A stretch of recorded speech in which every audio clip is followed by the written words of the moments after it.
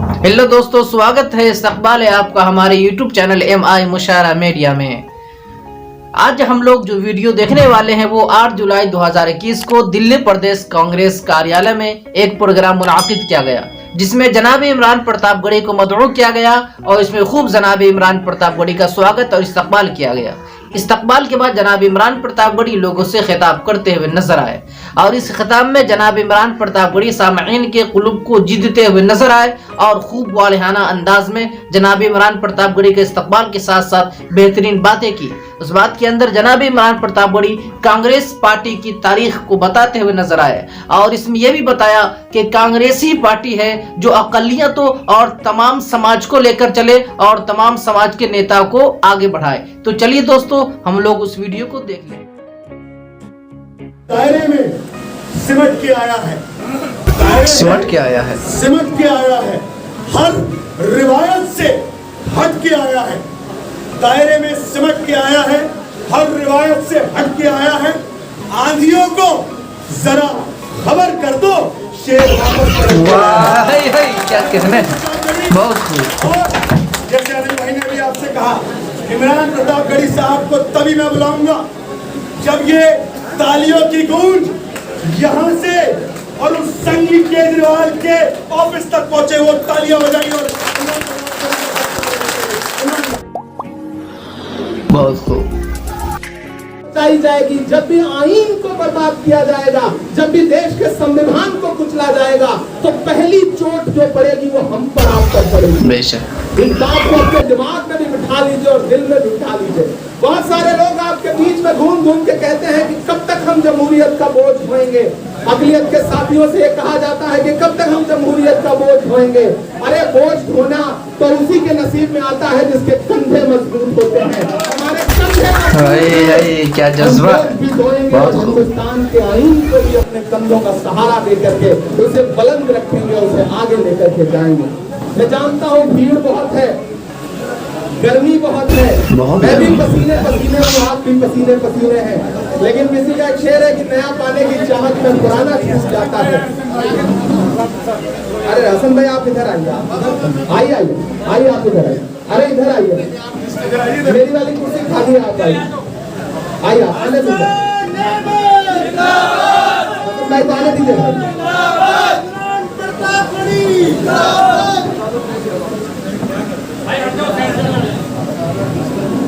नहीं कोई नहीं, आप आइए, आप आइए।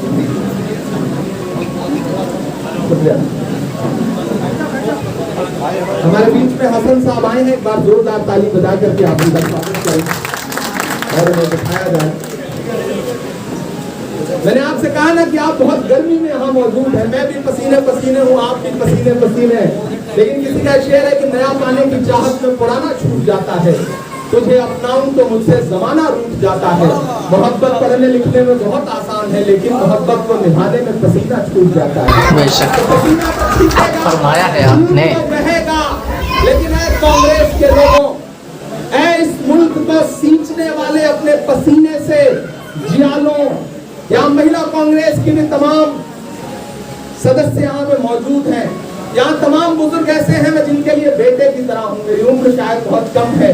तमाम ऐसे नौजवान साथी हैं मैं जिनके लिए छोटा भाई होऊंगा, कुछ के लिए बड़ा भाई होऊंगा, कुछ ऐसे हैं जो बिल्कुल मेरे हम उम्र हैं।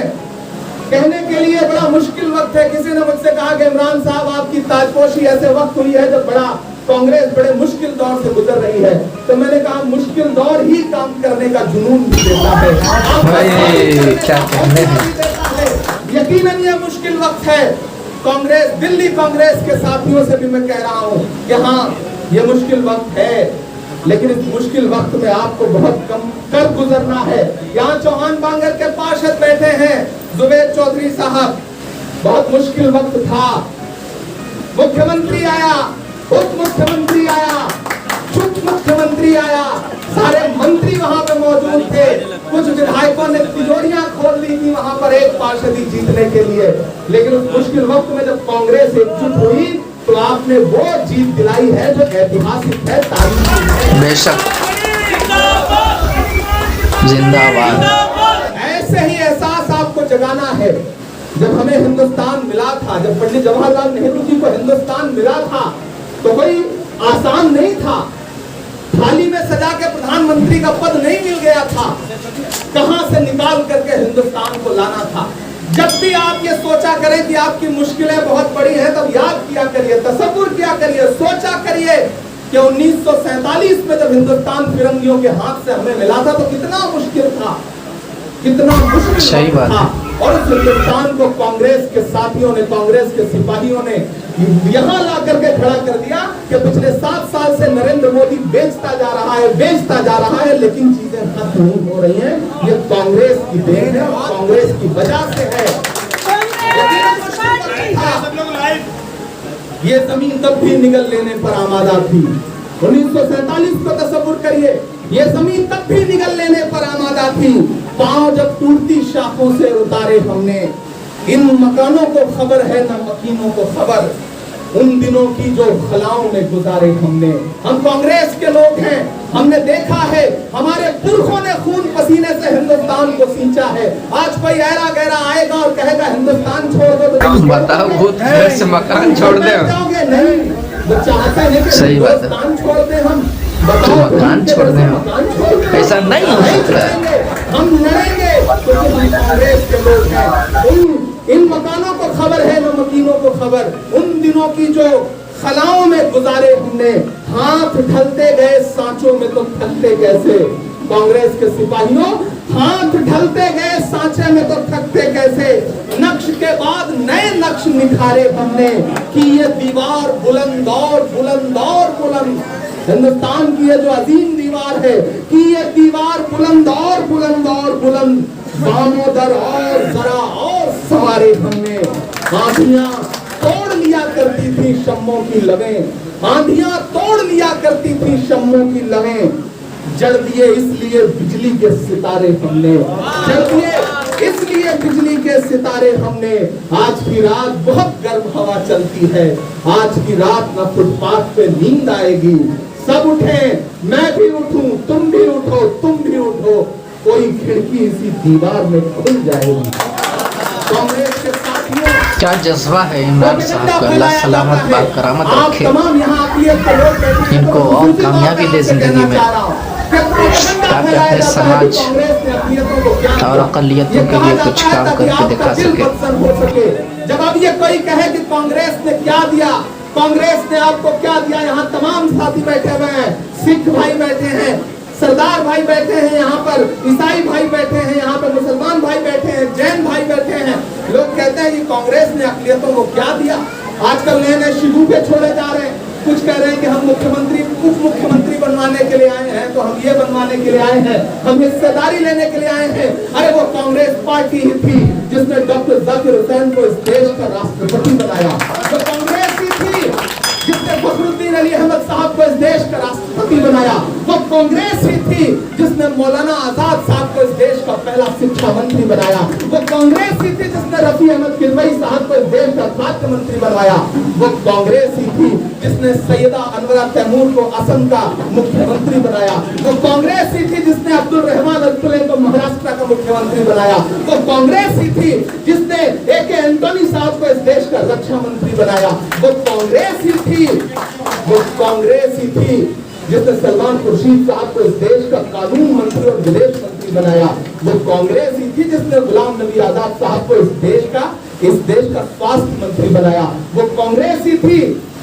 जिसने अब्दुल गफूर साहब को बिहार का मुख्यमंत्री बनाया, वो कांग्रेस ही थी जिसने बरकतुल्लाह साहब को राजस्थान का मुख्यमंत्री बनाया, वो कांग्रेस ही थी। किन्हीं ऐसे नाम, सैकड़ों नाम हैं आपके सामने, जब सोशल मीडिया पर बात उठती है तो आप चुप हो जाते हैं। आप अपनी विरासत को याद रखिए। अरे वो कांग्रेस ही थी और तो और जिसने सरदार मनमोहन सिंह को उठाया और बेशक सही बात है, हकीकत पर मबनी। कहता हूँ अक़लियत के साथियों, जब आपके सामने कोई कहे कि कांग्रेस ने क्या दिया, तो आप उन्हें ये नाम गिना दिया करिए, पलट के उनके मुंह पे मार दिया करिए सारे नाम की कांग्रेस ने हमें विरासत के तौर पे ये नाम दिए हैं। और सबसे बड़ी बात मैं आपसे कहता हूँ ना, कांग्रेस किसी मजहब की पार्टी नहीं है। कोई आएगा हिंदू के नाम पे वोट मांगेगा, कोई मुसलमान के नाम पे वोट मांगेगा, एक कांग्रेस है जो हिंदुस्तान को आगे ले जाने के नाम पे वोट मांगती है। तो कांग्रेस जिसमें तमाम नदियां आकर के मिलती है। मैं इलाहाबाद के पड़ोस में प्रतापगढ़ छत्तीसगढ़ में पैदा हुआ हूँ, इलाहाबाद में मेरी परवरिश हुई है, मैंने पढ़ाई वहां से की है। इलाहाबाद में नदियों का संगम होता है, गंगा जी और जमुना जी मिलती हैं तो अदृश्य सरस्वती उपजती हैं, और ये कहा जाता है कि यहाँ संगम होता है। लेकिन असल संगम अगर देखना है तो कांग्रेस पार्टी को देखिए, जहाँ मजहब मिलते हैं, जहाँ धर्म मिलते हैं, जहाँ संस्कृतियां मिलती हैं। मेरे जैसा इंसान मैं सियासत में नहीं था, मेरे पास कोई सियासी विरासत नहीं है, मेरे वालिद सियासत में नहीं थे, मेरे घर का कोई सियासत में नहीं था। लेकिन 2017 में जब मैं पहली बार राहुल जी से मिला तो मैं इतना प्रभावित हुआ उस इंसान से, मुझे लगा कि इस देश को अगर कोई सच में आगे ले जा सकता है और जिसके पास विजन है तो शख्सियत का नाम सिर्फ और सिर्फ राहुल गांधी है। शुरू करूंगा तो वादा करता हूँ कि दिल्ली से शुरू करूंगा, दिल्ली आऊंगा। और मैंने आज अपना वादा निभाया है, और आपने भी जिस मोहब्बत से, जिस गर्मजोशी के साथ स्वागत किया है, मेरे लिए भी ये ऐतिहासिक है। आपकी बजती हुई तालियां मेरे ऊपर जिम्मेदारियों का एहसास लगातार बढ़ा रही हैं कि मुझे बहुत काम करना है, पार्टी को बहुत आगे लेकर के जाना है। मैं यहाँ मौजूद कांग्रेस पार्टी अल्पसंख्यक विभाग के जो जिला अध्यक्ष हैं, बिलाल अहमद साहब, शाहिद साहब, सईद मियाँ साहब, कमरुद्दीन साहब, अखलाक आजमी साहब, तरन्नुम खान साहिबा और हरदीप पुरी जी, मैं इन सबको इनका खैर मकदम करता हूँ, इनका शुक्रिया अदा करता हूँ कि इन्होंने भी कांग्रेस पार्टी को मुश्किलों में अपने खून पसीने से सींचा है। दिल्ली प्रदेश कांग्रेस कमेटी को एक बधाई और देता हूँ कि कल आपने पेट्रोलियम मंत्री के घर जाकर के प्रदर्शन किया और कल ही उसकी छुट्टी हो गई, उसमें मंत्रिपरिषद को हटा दिया गया। अब दूसरे लाए गए हैं और उनके आते ही आज 35 पैसे और बढ़ा है पेट्रोल, तो तैयारी फिर रखिएगा, एक की और छुट्टी करवानी है आपको। अब धीरे धीरे आपको छुट्टी ही करवानी है, और छुट्टी करवाते करवाते 2024 में प्रधानमंत्री की छुट्टी करवा करके तब फिर सकेंगे। काम बहुत है, ये अल्पसंख्यक विभाग का कार्यक्रम है, लेकिन यकीन जाने मुझे बिल्कुल ये एहसास नहीं हो रहा है कि मैं अल्पसंख्यक विभाग के कार्यक्रम में खड़ा हूँ। मैं तुम्हें अपने उसूलों की कसम देता हूँ, मैं तुम्हें अपने उसूलों की कसम देता हूँ, मुझको मजहब के तराजू में न तौला जाए, मैंने इंसान ही रहने की कसम खाई है, मुझको हिंदू या मुसलमान न समझा जाए।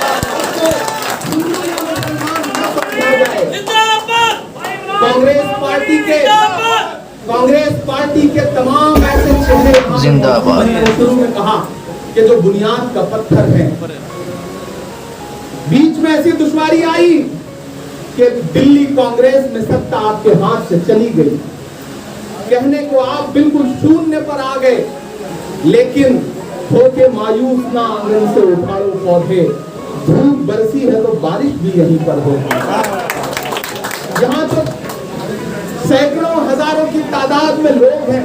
मैं आपको एक बात का यकीन दिलाता हूँ कि जिस दिन से मैं अल्पसंख्यक विभाग का राष्ट्रीय अध्यक्ष बना हूँ, मैं तो लोगों में एक उम्मीद देख रहा हूँ, और देश के कोने कोने से जो लोग मिलने आ रहे हैं, मुझे ये महसूस हो रहा है कि ये भरोसा था जो कहीं थोड़ा सा टूटा था, जो कमजोर पड़ा था, बस अगर वो बहाल हो जाए तो आज भी देश के कोने कोने में कांग्रेस जिंदा है।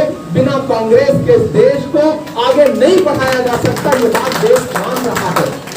मैं आपसे आज ये कहने के लिए स्वागत समारोह है, आपने मेरा स्वागत किया है, आपने मुझे दुआएं दी हैं, आपने मुझे मुबारकबाद दी है, लेकिन दिल्ली कांग्रेस अल्पसंख्यक विभाग के तमाम साथियों, हमारे सामने चुनौतियां बहुत बड़ी हैं, हमारे सामने मुश्किलें बहुत बड़ी हैं। मेरी आंखों के सामने मौलाना आजाद साहब की तस्वीर लगी है, तो इस तरफ बाबा साहब भीमराव अम्बेडकर की तस्वीर लगी हुई है। एक तरफ वो हैं जिन्होंने इस देश के संविधान को बनाया और उसे इस देश को सौंपा, तो एक तरफ मौलाना आजाद साहब है जिन्होंने मुश्किल वक्त में, जब सरहद के उस पार से सदाएं दी जा रही थी कि चले आओ इधर, तुम्हारा मुल्क इस तरफ है, तब आप जामा मस्जिद के मिंबर पर खड़े हुए थे और आपने कहा था कि मुसलमानों कहाँ जा रहे हो, तुम्हारा मुल्क हिंदुस्तान है, यहाँ तुम्हारे पुरखों की कब्रें हैं। और हमारे तमाम बुजुर्गों ने अपने सरों पर रखी हुई गठरियां उतार करके यहीं रख दी थी। तो कितना मुश्किल वक्त रहा होगा, कभी सोचिएगा, जब नफरतें दोनों तरफ उरूज पर थी, आसमान पर थी, लाशें बिछी थी, नफरतों का अंबार लगा था, लेकिन उस मुश्किल वक्त पंडित जवाहरलाल नेहरू जी ने मौलाना आजाद को अपने सीने से लगाया, तब हिंदुस्तान आगे बढ़ा है। कांग्रेस हो सकता है कि आपको किसी मजहब की वकालत करते ना दिखे, हो सकता है किसी धर्म की वकालत करते ना दिखे कांग्रेस, क्योंकि कांग्रेस संविधान की वकालत करती है, कांग्रेस लोकतंत्र की वकालत करती है। और यहाँ अल्पसंख्यक कांग्रेस के तमाम लोग बैठे हैं, मैं आपसे एक बात बड़ी जिम्मेदारी से कह रहा हूँ कि हिंदुस्तान में जब भी लोकतंत्र कमजोर होगा, जब भी जमहूरियत को चोट पहुंचा,